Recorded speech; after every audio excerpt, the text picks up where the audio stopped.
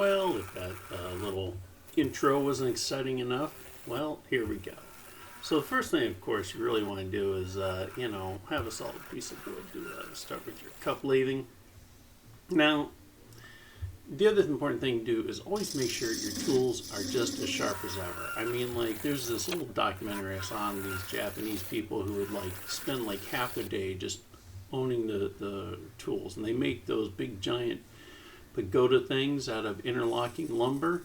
And they do it by just carving into the wood. It's, like, really kind of amazing. But they spend, like, all their time just making sure their tools are, like, super duper ultra razor sharp. And so the same is true in lathing. Like, you really got to make sure your tools are just sharp. So anyway, here we go. We're making the bottom part. We're using the calipers to make sure that this the part that I'm carving into is the right size, so that when we put it into the jaws, it fits. Because nothing like not having things fit and you're trying to make it fit. Now I want you to notice that impressive amount of measuring I just did there. That's impressive, I just gotta say. Anyway, so we're gonna drill the hole here. Now the reason for drilling this hole is you need like a starter hole to then get your, and I'm using a little square carbide tip one to start working my way into it. Yeah, you can not use a hole, but I like using a hole to start, and then, I'm basically rounding out the inside bottom of the cup. Then, when we're all ready to go, we're gonna flip this puppy around, take off that cool looking thing, and here's why we measured it. Look at that. Oh, what a fit. What a fit. Jeez, can you believe that? Oh my god. Anyway, we want to clamp that down nice and tight. Make sure it's tight as all get out. And then now we're going to, so it's never round the other way around. I mean, like you put it one way, come out the other. It's never going to be round. So now here's the rounding part. And what we're going to do is, this is where we're making the actual shape of the cup. But this is where you really want to, if you have any shaping ideas, any decorative shape, this and that, that's where you're doing it for. And now we're going to sand it. We're going to work our way through our grits up to a 320, and then we're going to put on the polish. Now here's the trick with this polish, is you want to make sure that you rub it in first before just putting it on and spinning it up, or else you're going to end up with polish all over the place. Ask me how I know that one. So I'm using this feed and wax just for fun. I don't know, just trying different stuff. Again, we're using super high quality measuring thing. And so here's what we're doing, is we're drilling the center through the cup to get our starter hole, and then we cut off that part, and then we're going to go through and do that for reals this time, apparently. And that's kind of a dangerous thing to do, by the way, just so you know. And then if you have one of these bits, basically work your way, it just makes it easier to carve out that hole in the middle. I don't know, different way of doing it. And then, start carving away. Start lathing away the inside of the cup.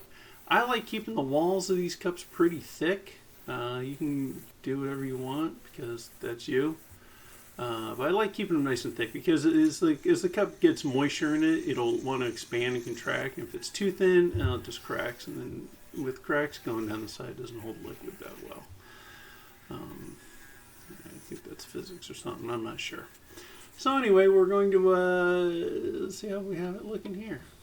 How does it look? I don't know. Look at that quality. That's how you test things. You know what I mean?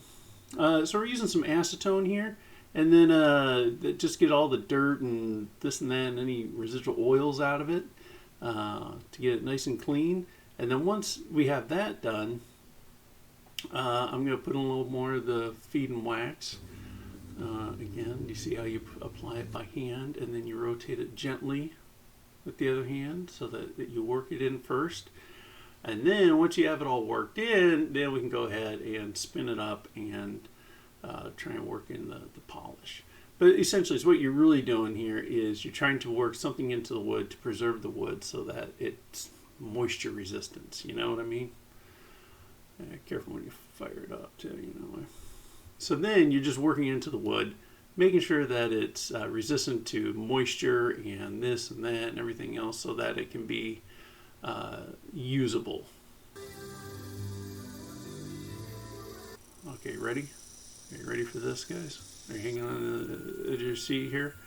Using this parting tool. Ooh, we actually caught it this time. How amazing. Yeah, just polish up the bottom a little. And then we're going to use the bottom, use a little bit of sandpaper, smooth it out, use our feeding wax to really rub it in there nice and good. And I don't know. Usually I just use like one good coat and just really work it into the grain and everything. And hey, look at that, guys. Oh yeah, not you know, I mean, instead of going to the store and buying a cup like every other jamoke in the world, now you have a cup. You know, and how easy is that? Kind of crazy. All you need was find some wood on the ground and have a decent lathe. I mean, it's a midi lathe. It's nothing great, but it's good enough to do all the fun stuff I like to do. All right, here we go. Okay, everybody, let's talk about today's fun-filled cup lathing steam extravaganza. First of all, let's see science. Not a lot of science. You know, let's go 0 on the science. I'm sorry. Technology. It is a cup. In a cup, it holds liquid. It does hold liquid. We'll give it a 2. There's a lot of societies and civilizations out there that really didn't quite get that too well. Engineering. I didn't do too much engineering. I did use the tape measure, I think twice, but we'll give it a 1. Okay, we're just going to give it a 1 because we really need to measure inches or millimeters or anything like that. We just needed a distance. We could have used anything for that, so we didn't need to normalize the units. Art. Now this is you know what? This is art. I mean, you could put this in a New York museum and charge $10 million for it so some rich person can launder money. You know, it's functional art. It's made of wood. It's all natural materials. It's a found object. You know, we're going to give this one, we're going to give it a 9. I'm going to go a solid 9 on that, guys. This is art. And then math. Yeah, I didn't do too much math here. I got to be honest with you. I'm going to go on 0 on math on that one, you know. So let's see, 9, 10, 11. We got 11 total points for lathing a cup. Not bad, huh? Not bad.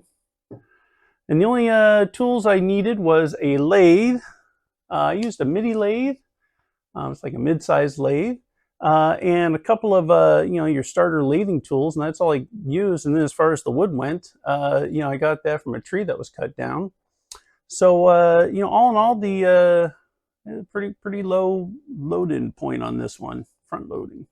You know, because you see the videos that are like, you know, oh, do this little cute project. You know, like 1 minute in the video, you've seen 20 grand worth of equipment.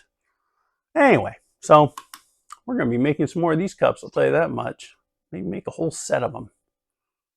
Try some different woods, different patterns, different everything. See if we can get that 9 to a 10. What do you say? Oh, by the way, since, you know, I'm not like a hot chick doing a guy's hobby kind of thing, and you made it this far in the video, go ahead and click like and subscribe because, you know, I'm a middle-aged unemployed guy doing something stupid on YouTube, so I could really appreciate it. And other than that, I don't know, man, have fun, stay cool, and we'll see you next time.